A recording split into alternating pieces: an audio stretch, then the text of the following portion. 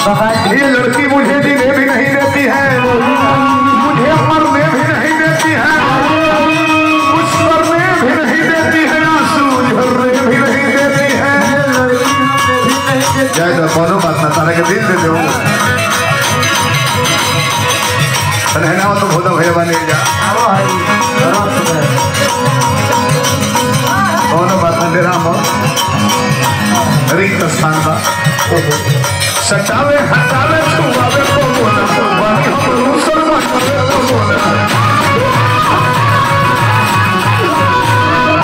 सटावे हटावे छुआवे को बोला बाकी हम मुसलमान को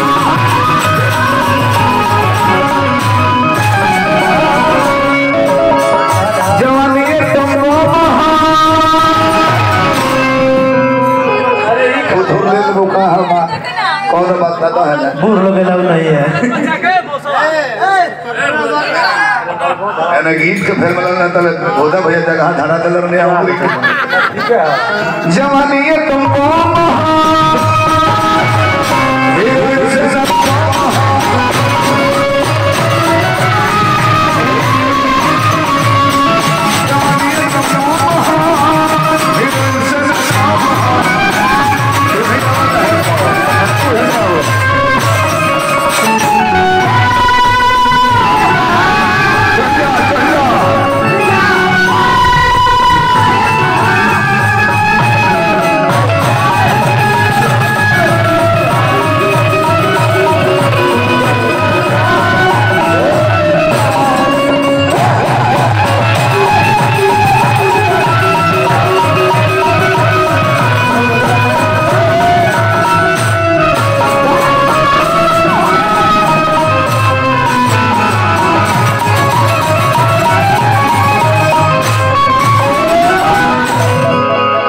फायदा हमारा अंदाज नहीं लगे।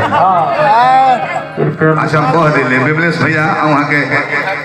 जीजा जी बहुत बहुत पुरस्कार देनी विधायक अपने हैं। अच्छा होएगा देर देर रात भर चल रहे छिटजल पाव मगन समीरा पंच रचित यति धम शरीरा यही तरह के कनो साइड पर ही नहीं डायरेक्शन दे में लेकिन कान खा गए बानी मामा जी के कहीं बंद करब न वहाँ के चलिए वहाँ का उपाय के बाद 2-4 पे ठोके तो दे दी कि जहाँ बानी तो है सुधर सवेरे उठस तो देखस कि लुंछरा आता है शराब हो गइल बा पता लगा कि ना कतरा बेइज्जत नहीं है के बात ना वहाँ के खाना में जवन बात है को लेकिन कान में कहत वही कदल में बराबर डायरेक्शन में बताओ ना एक दिन तो पहले बेचारू कि मामा रहो गए बड़ा मामा प्रधान बने हो जाए से पहले बता दियो कि डेट खाली रखो चढ़ली जो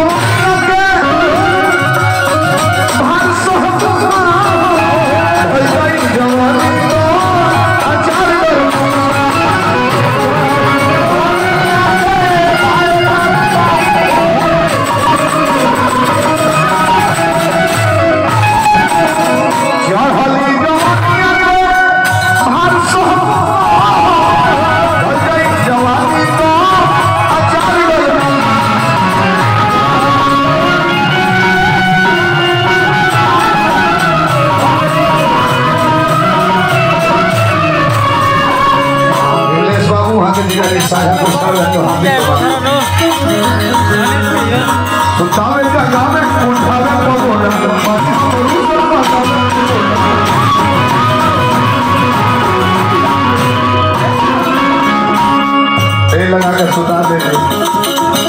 उठाइयो दे साफ जगह को उठा के बैठावे देना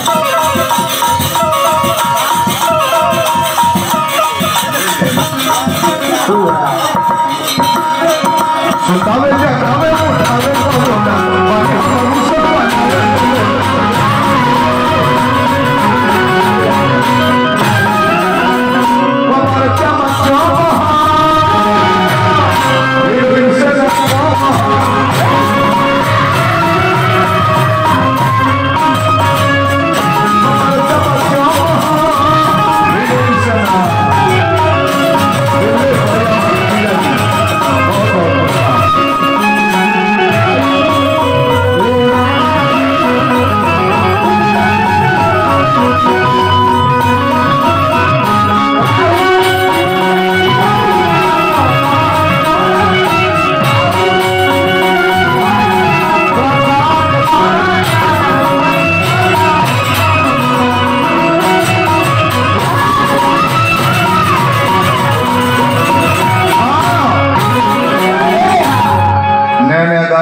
मेहरारू का चांस कुछ देवे के